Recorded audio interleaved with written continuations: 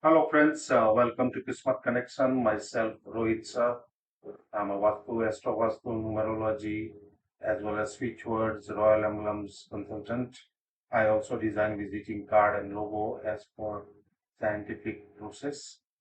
Today we are going to discuss in which year you will get married. So here what we have, let me just see this.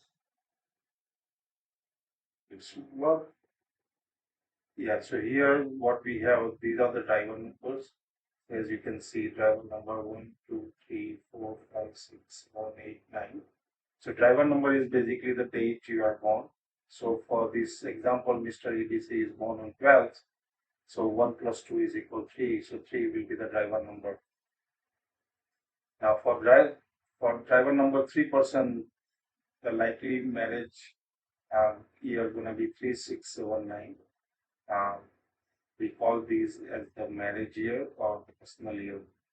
Now, if I want to know whether this person will get married in 2024, so what I need to do is I need to replace the birth year with the current year, that is 2024, which I want to check. So, Mr. ABC was born in 1998, so I will replace 1998 with 2024. So for Mr. ABC in 2024 is going to be 12th November 2024.